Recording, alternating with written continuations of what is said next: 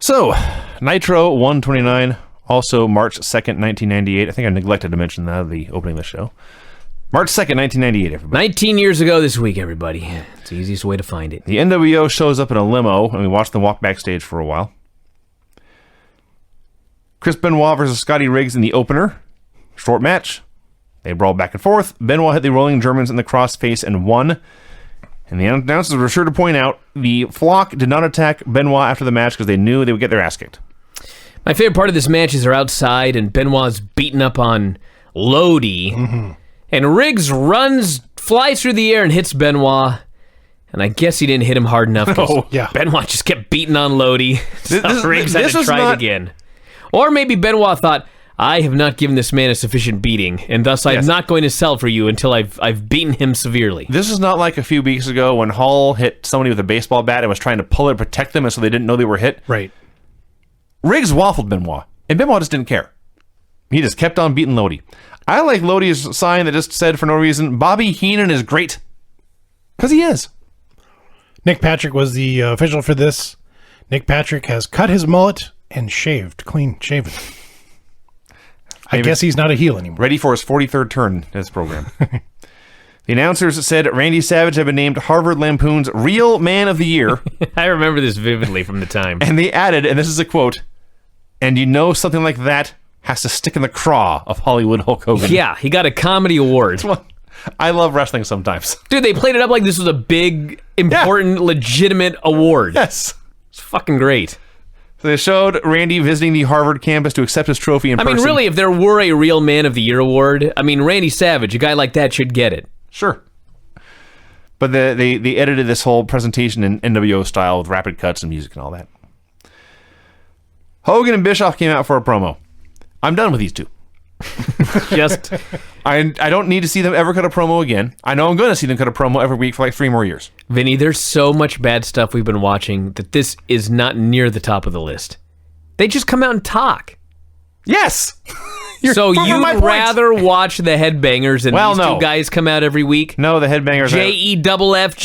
JEFFJARRETT?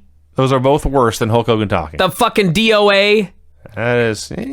I could go on and on. If Bischoff would turn his hat right side, that would be so annoying. You in this hat. What do you mean me in this hat? It's Vinny had the same problem. This is the second week in a row you've mentioned his hat. That's untrue. Vinny mentioned it last week. It's annoying. No, it was you. It was definitely you that brought it up. It was me. You are wrong once again. Anyway, brother... I'm going to go get the clip here in a minute. Brother, dude, Jack Pythons for life. What you going to do? Buried Savage for winning Real Man of the Year and failing to keep his marriage together. Well then. He vowed to beat Savage in the cage match and Uncensored. Mean Gene and the Nitro Girls were at St. Joseph's University for a Nitro party. There were loud screaming geeks everywhere. Hey, the spring break Nitro is coming. Thank God. Your favorite. Yeah. If they would have just stayed there, they'd still be in business today. They went out of business there. Well, I mean, it'd been booked in advance. That's true. Yeah. Bunch of drunken frat boys and the Nitro Girls. Talk about bringing lambs to the slaughter. I'm pretty sure these women could have defended themselves against these guys. That's true. There was one point, because there's like 8 of these shoots in the show, and there's one where they were like dancing, had fans dancing with them. Yes. And one guy had his arm around a woman's waist. And like, just watch that hand, man. Leave it right where it is and you'll be okay. Easy. Yes. Don't go north. Don't go south. No. Chavo Guerrero Jr. versus Juventud Guerrera. It was Juvi's first appearance on Nitro without his mask. I don't know if there was a dark match or something, but Chavo was coated in glitter. Do you guys notice this? Nope. Glitter all over his back. Nitro Girls weren't there. I was just gazing into Juvi's eyes. I think I said gaving, actually. You did say that. Listen, the funniest thing on this whole show, we'll get to it later, was when Conan called out Juvi. Oh, jeez. He wanted a match next week. And he said he was going to give him a match and an audition with the Nitro Girls. Yes. Fucking howled. Guy's way better off without his mask on. He was a handsome youngster. He's very man-pretty. Still fucking terrible. I shouldn't say that. This was one of his better days. The match was all right. It was a little clunky. Yeah. There were a lot of moves. He pulled off most of them. He did pull off a lot of them. He won with a Michinoku driver in the 450 splash. And he cut a promo holding his mask saying, "This is not the end, it's the beginning." This was good. Psychosis from Prince Iaukea was not good. I remember, if we go back to it was, I guess, 2 years ago when we were reviewing 1995, 1996, and Prince Iaukea out there, and The Rock's on the other channel, and I remember remarking at the time, you know what, this Iaukea right now, at this point in his career, is better than The Rock. How that's fucking changed. One guy went straight up, other guy went straight down. Iaukea was so horrible here. They did a spot where Psychosis whipped him in and drop kicked him, but Iaukea just ran right through it. Because I don't know why. How do you run? He got hit with a drop kick and just ran right through it. And then he takes like 2 steps. He realizes, I just ran right through that drop kick. And he just puts on the brakes and turns around and then he looks grabs the guy. Beyond the sloppiness and the clunkiness and the botched moves, he looked so totally disinterested from start to finish. He wasn't in pain when he was on defense. He wasn't happy when he was on offense. He looked bored to be alive. Well, dude, I was bored watching this match. It went on forever. Psychosis finally hits a guillotine leg drop and then pulls him up at 2. I turned on Psychosis. I never need to see this guy again as long as I live. I was infuriated. Everybody chants boring. And then Iaukea pinned him. With a fucked up top rope victory roll. Sad, I wrote here with an exclamation point. Now remember, when he came back from Japan, he had a month of pretty good Well, can we send him matches. back to Japan then? Exactly. Yes. So nobody cared about this win, including Iaukea, who was just going to walk away. The ref says, let me raise your hand. Iaukea says, okay. The ref raises his hand, and Iaukea goes to the back. Completely bored with his own win. Raven versus Disco Inferno. Hey, this was a good match. Well, they were in Philadelphia. All of the things I hated on this show, they actually had a good match. They were in Philadelphia, and they loved them some Raven, and later on they loved them some Public Enemy, but we will get to that momentarily. Dude, I'll talk about it right now. They were in Philadelphia. But guess what? Public Enemy did not have a good match. No. So the city didn't have anything to do with this match being good. They worked well together. It was good. Is there anything weirder than babyface Disco Inferno? Dude, he's been a babyface forever. It's just weird. So, yes, had a fun match. A lot of brawling, a lot of chair shots. And finally, a drop to hold onto a chair and a DDT, and Raven wins. They had clips of Public Enemy signing autographs. Gene interviewed a police officer about spring break. Then interviewed a kid who had won a spring break trip to Florida. Who wants to talk about Public Enemy first? Dude, I will. Was it you that said that this was the worst Public Enemy match you ever saw? Yes, sir. What do you make of that, Vinny? I disagree vehemently. I have seen worse Public Enemy matches. I said it might have been the worst. This was not good. And the tables weren't even cooperating in this match. Well, there was that. I actually thought this match was okay. Oh, Brian. I did. It had Barbarian in it. It had the Public Enemy. And that's where it stops. It was a mess. I'll give you that. Barbarian traded in his Ming for a Hugh Morris. This is a poor decision. That was not an. That's like going to the dealership and never mind. Listen, here's what I can say about this, okay? Ming works That at the dealership. Headbangers match that we saw earlier tonight was a mess. Yeah. But it also sucked. Yes. This was a mess, but it was exciting. Fair. Now, I will say that they pre-cut a table that they were going to use for the finish. Yes. Dude. I don't know why. Public Enemy was unaware about what it... So, a table Yes. breaks your fall. Yeah. Correct. Right? Yes. Why would you pre-cut it? I don't know. You morons? Well, maybe Hugh Morris isn't big enough to. Oh, never mind. Yeah. They put Hugh Morris on this pre-cut table, and it didn't... It couldn't have gone any better, actually. It didn't snap. It just slowly melted. Yeah, it slowly folded. Everybody boos because they recognize a pre-cut table. Which actually they should have been cheering because that makes it a harder bump. Well, it was actually. It always makes me laugh. People who have not. It seems so obvious to me, and maybe it's just because I did wrestle a little bit. But yes, going through tables doesn't hurt that bad, and pre-cutting them makes it worse.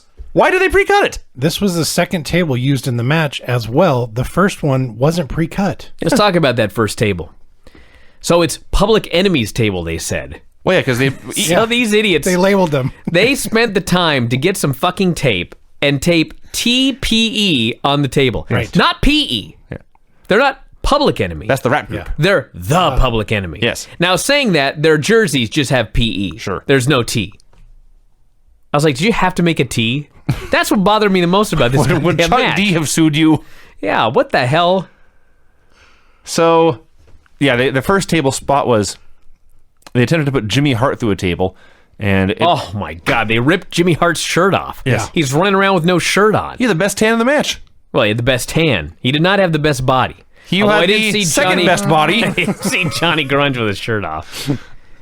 So I thought he looked much better than I would have expected. For a guy who's close to 60 when this happened. He wasn't close to 60 when this happened. That was I had low expectations for Jimmy Hart's physique. He exceeded them. Anyway, so this fucking table spot with Hart on the table, it takes him like an hour to break it up. Like how Jimmy Hart's always been almost 60. He has, actually. Perpetually. Yes. Anyway, the Public Enemy go through it, and then they're just on their feet a minute later. They get the pre-cut table spot, hit a leg drop on Morris, and they pin him, and sucked it was pointless. He was 54.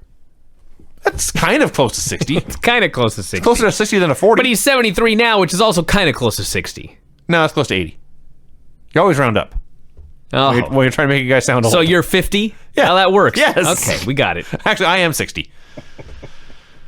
Randy Savage came out for a promo. He did have the NWO logo on this week. Promised to do business with Sting tonight to face Hogan and Scott Hall, but they were going to do business his way. So Sting comes out, tells Savage to wait a minute, calls out Hall, warns him he's dead. He addresses Savage and says, "For 16 months, I watched you stand by Hogan's side. Tonight, we're going to fight Hogan, and we're going to do business, but I can only do business my way." He left. Never found out what that meant. No. Sick Boy versus Goldberg. All right, Vinny.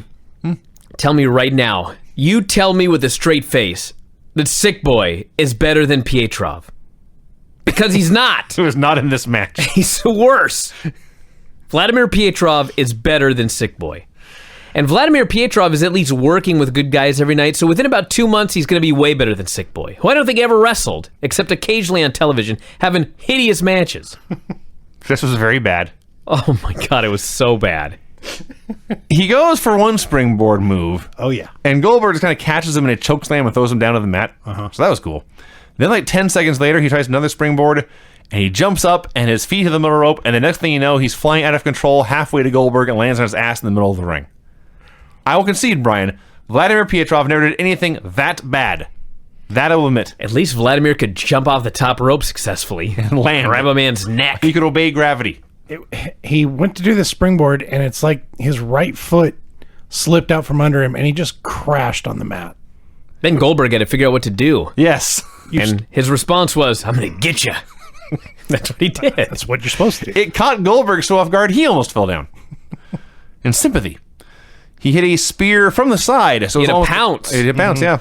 And a jackhammer for the win. Had a music video for Stuck Mojo. Dude, this was the greatest thing I was gonna say in the all same of the thing. night.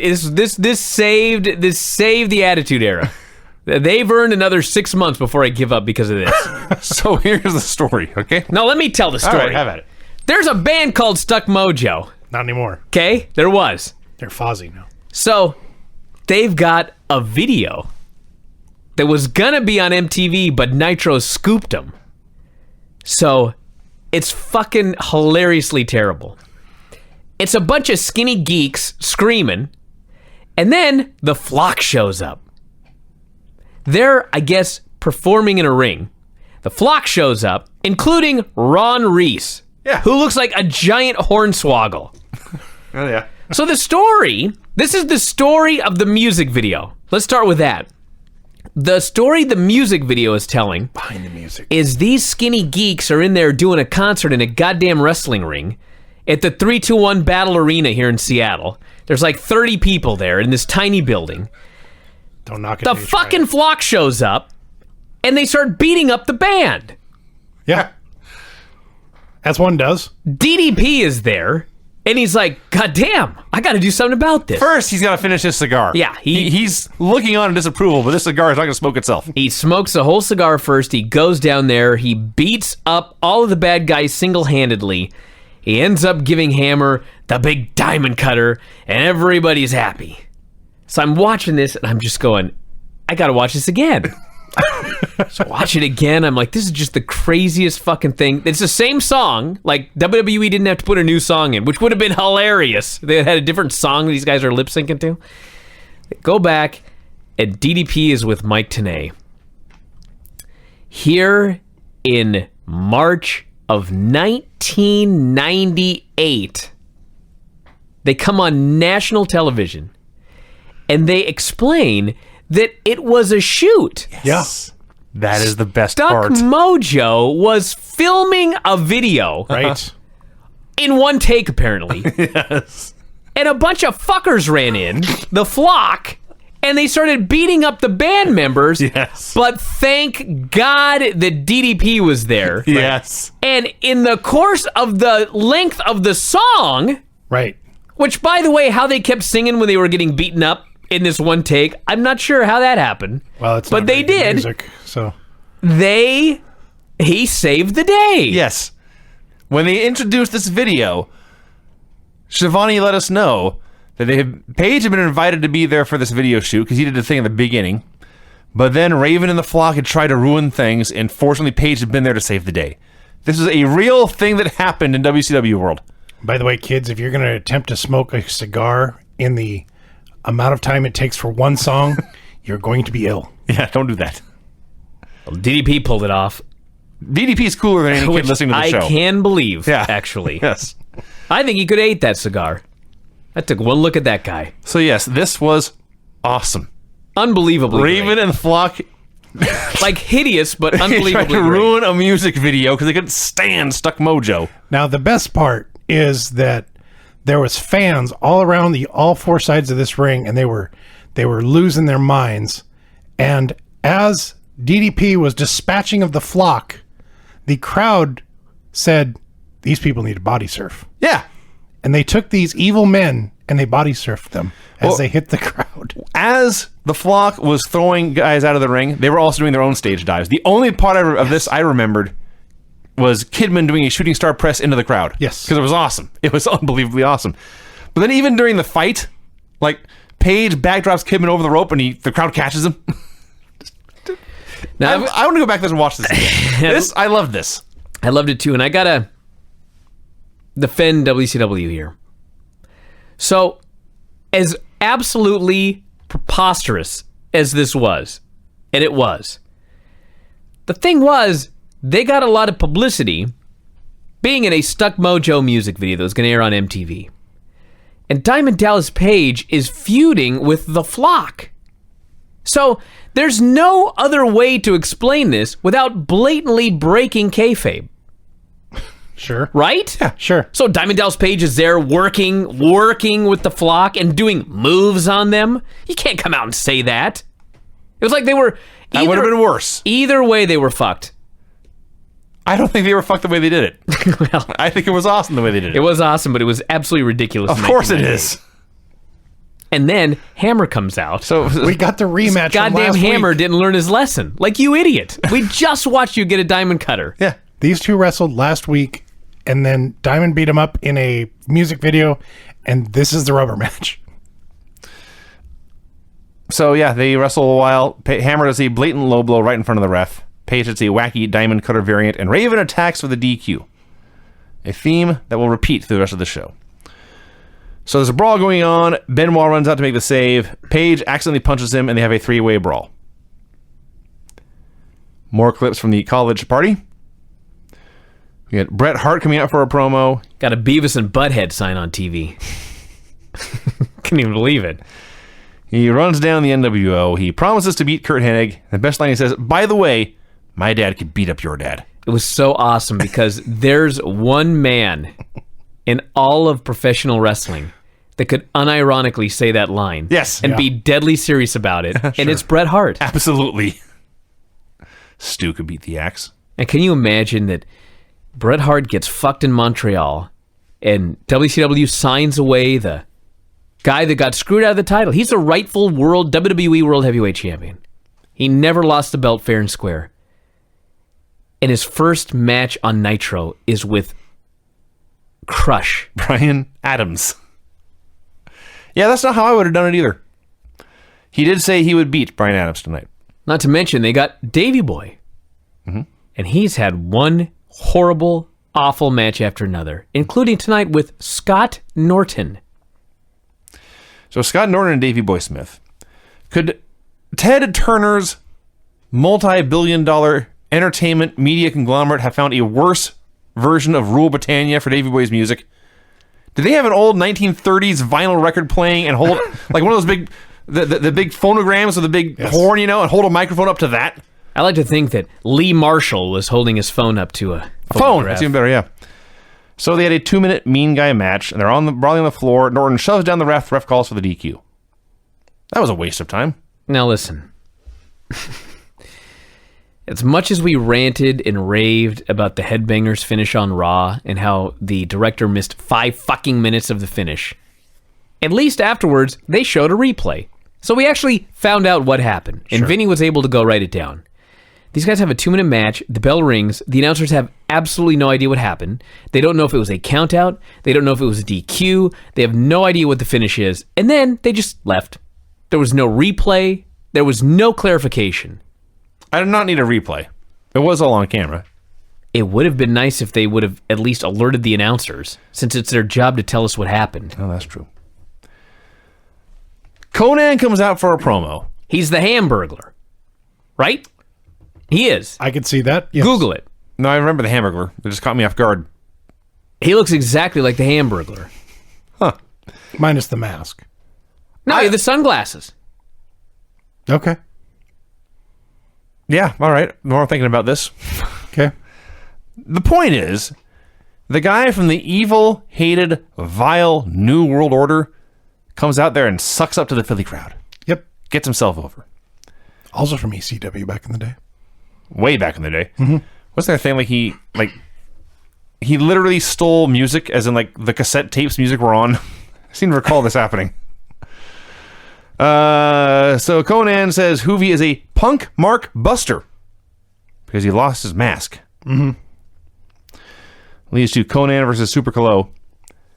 They didn't have a good match. We watch a lot of matches on Nitro, and they do a lot of styles clashes because it's Nitro. They'll throw 2 guys out there. And we see a lot of luchadors who set the bar high, and they try some high-risk stuff, and sometimes they don't pull it off. We saw Sick Boy earlier fall on his ass. They bought something so badly here where they just stopped and stared at each other. They ran into each other, and then time stood still as they both sat and looked at each other, trying to figure out what they're going to do next. And everyone just started booing. Here was a classic WCW moment. They announced at the pay-per-view that Raven would face Chris Benoit and DDP in a 3-way match, a triple Jeopardy match, I think they said. And then they realized they had no idea what the rules would be, or how you would win, or how you'd be eliminated. They had no idea what was going on. Conan wins with the Cradle DDT and the Tequila Sunrise. He goes after Super Colo's mask until Hoovy hits the ring. And I thought, okay, Hoovy's going to attack him and Conan will run away. Or something. Hoovy hits the ring, and they stand there and chat. Hoovy and Conan have a conversation. Here was where Conan said, I will give you a match next week and an audition for the Nitro Girls.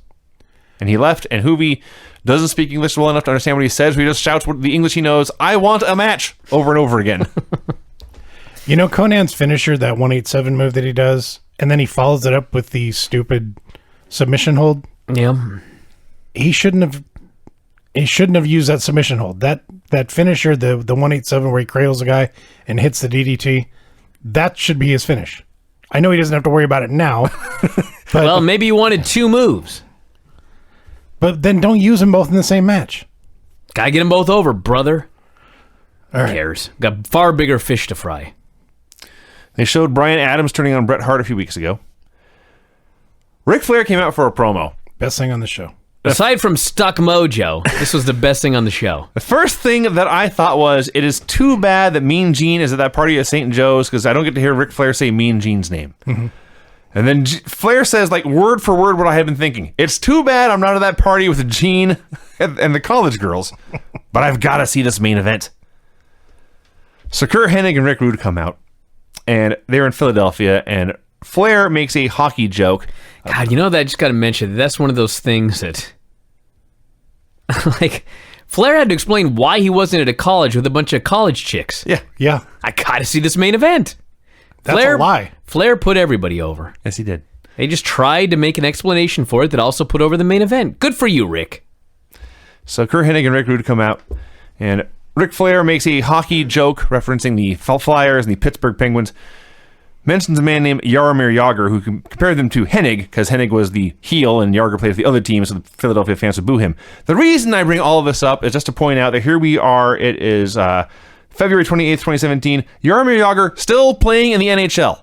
Wow. That's amazing. So they jibber-jabbered a bit. Flair challenged Hennig to a one-on-one fight. Hennig accepted. Dude, Jericho's still wrestling. Jericho was in also the still wrestling. WWE. That is also true. So Hennig accepts this fight. The crowd just goes apeshit for Flair whipping Hennig's ass. It's the best. God, it was awesome. He's there in his street clothes beating the hell out of this guy. Rude comes in. You know, another thing that I blocked out of my mind is how physical Rick Rude was when he was just a manager. He started laying the boots in, punching the guy, stomping a mud hole in him.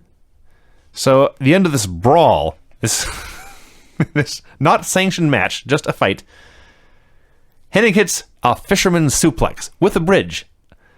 And Rude slowly removes his jacket, carefully hangs on the ropes, and then drops down and counts 3. This is almost as good as the Stuck Mojo video. So Bret finally runs out to make the save and chase them away.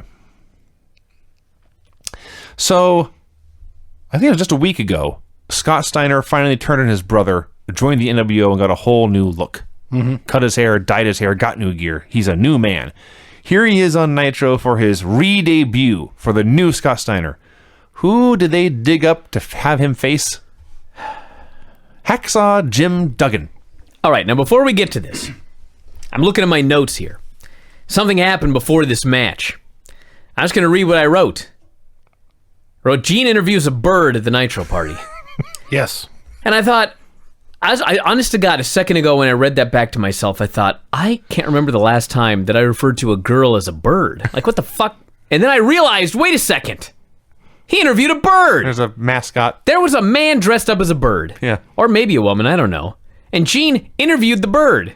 And then started talking about ornithology or whatever the fuck the bird watching is called. Ornithology. Ornithology. And then What the hell's going on? And then Bobby fired back with, "Did you see the beak on that chick with the feather dress?" Lodi was right. Bobby Heenan is great. All right, now let's get to this Scott Steiner Jim Duggan match. When I saw Jim Duggan come out, man, I was rubbing my hands together, salivating, just getting ready. Oh man, I'm gonna just tear this shit apart. You want a moment? And then they had a decent match. Scott Steiner and Jim Duggan. It was better than I expected, yes. Yeah. But if your goal is to promote this Steiner fella... It was very weird. Yeah. They went back and forth. I would not have chosen a man bigger than him. Well, that was the weird thing. I would not have chosen a man older than him, although I will say Scott took one belly-to-belly suplex, and he took that double underhook that's kind of half suplex, half powerbomb. Duggan. Good for him, he took those moves. Yeah. But I'd have found the smallest guy I could have found. Well, I had Scott suplex him 8 times. It's not even that. It's, first off, Steiner just turned. He's in the NWO. He should just squash somebody. Yes. He went back and forth with Duggan for like 5 minutes. Yes. Duggan is gigantic. Like, this was Scott Steiner. He was not at his peak, but he was very, very big. And Jim Duggan is not ripped, but he was big. Way bigger than Scott. Yeah. I was like, what? Yeah, he threw him around and then reclinered him. He won with the belly-to-belly and the camel clutch. Much better than I expected. That's fair. Eddie Guerrero and Chris Jericho versus Booker T and Dean Malenko. You know what? Let me say one more thing about that match.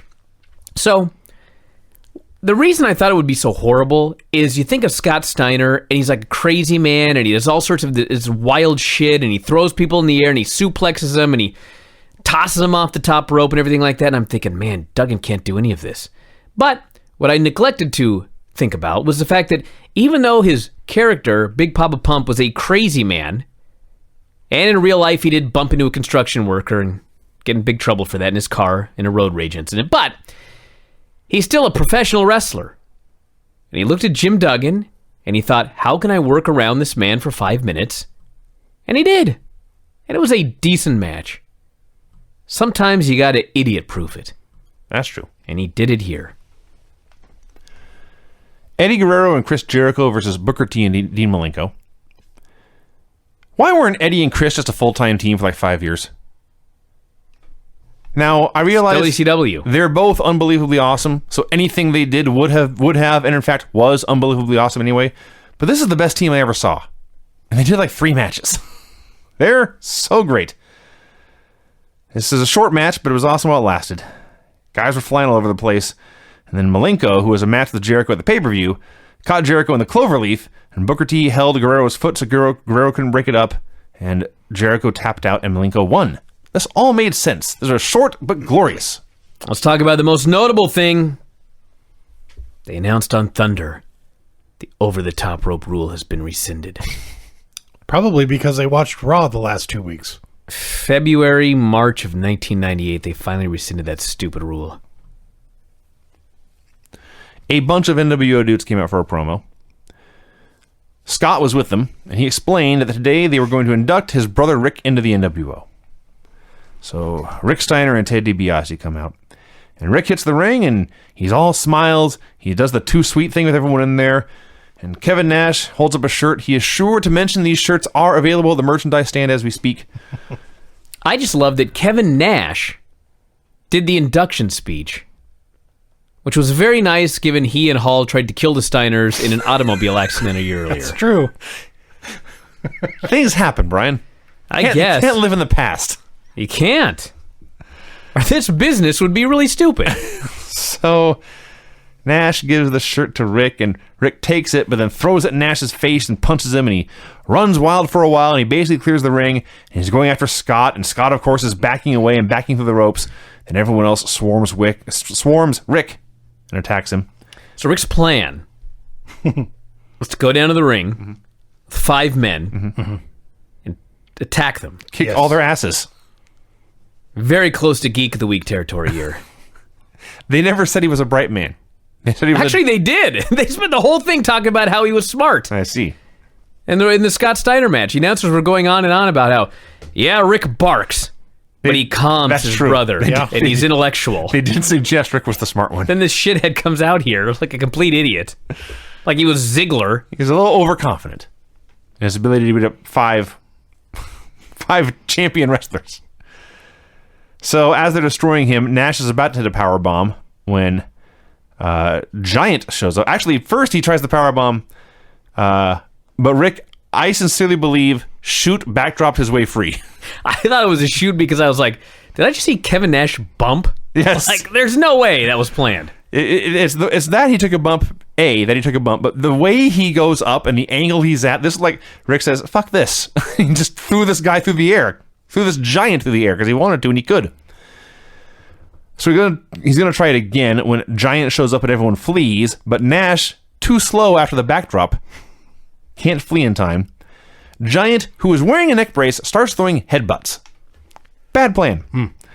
But it ends, he grabs Nash, he hits Nash's own powerbomb. It looks awesome, and maybe it's because it was his own move, but Nash sold this for all he could.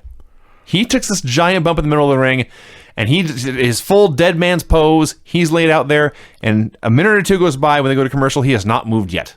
Well, after he dumped Giant on his head and neck a couple weeks back, I would have done my best to make sure that Giant's powerbomb looked great. That's a fair point. It's a fair point. So the powerbomb is still banned, so security says, Giant, we have to handcuff you and take you out. Giant holds out his wrists, but they're huge and thick because he's a giant. And so the handcuffs won't fit. And so security says, oh well, and Giant walks away. Remember that if you're ever going to be incarcerated. Officer, you have to let me go. I'm big. Hey, it worked. It did work. Nash is big too. It didn't work for him. He's not giant big. Brian Adams versus Bret Hart. Oh boy. A crappy match. Adams pulled off a turnbuckle pad right in front of the ref. Ref didn't care. He ended up getting thrown into it. Bret puts on the sharpshooter when what appears before my eyes but Kurt Hennig attacking for the DQ.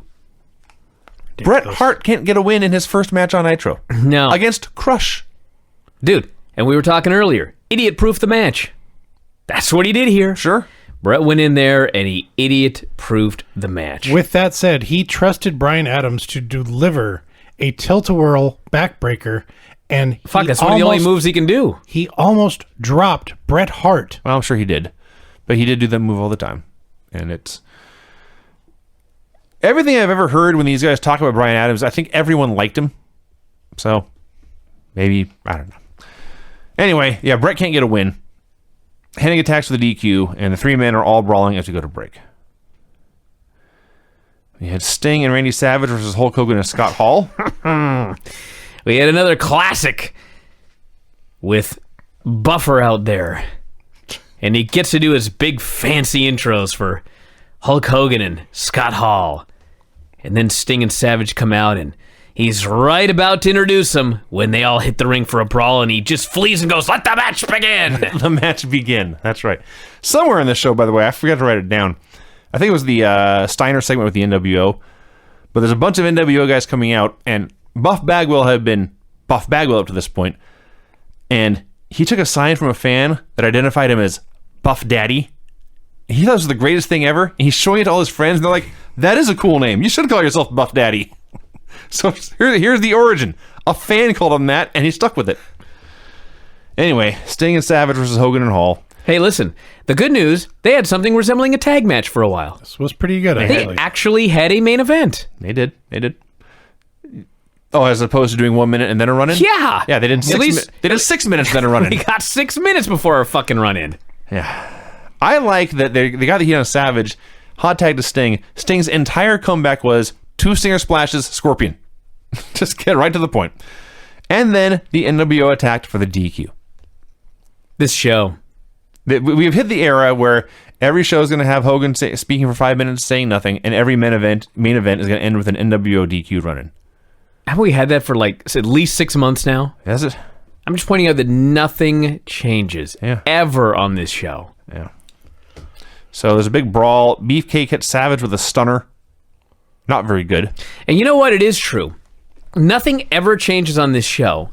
And anytime there's something that starts to get over, unplanned, like, it's over. Why the hell do you think that you're not going to see Eddie Guerrero and Chris Jericho as a team for any length of time? Because they were great. Fucking getting over. Yeah. Bret Hart and Ric Flair had a great match. Everybody went nuts for it. They got taken off television. Now they come back and Bret's feuding with Bryan Adams. Dude, the show's dying a death. This was right around the time that I wrote that one article in 98 about how, goddamn, they're doing great business, but look at this shit. I recognized it much earlier the second time around. Yeah, Brutus Beefcake ended up saving Hogan. And as Beefcake was pulling him to the back, Hogan finally identifies this man. "Good job, disciple. You saved me, brother." And that's how they identified Brutus the Barber Beefcake. This man, who has been a friend of Hogan's for years, is now the disciple. The disciple. Did you notice the disciple hit a stone cold stunner? I did say that. They officially removed it from Disco's repertoire. Yeah. He can no longer do the Chartbuster. That's right. Because they gotta give it to the disciple. Tragic. What the fuck? There you go, everybody. Raw Nitro. What's that? All-time combined ratings record for this week. Weird. All right, everybody, we're going to wrap it up. We'll be back on Thursday with Granny and more, and lots of stuff up on the front page, so check it out, everybody. We'll talk to you again after a while. Good night. Bye.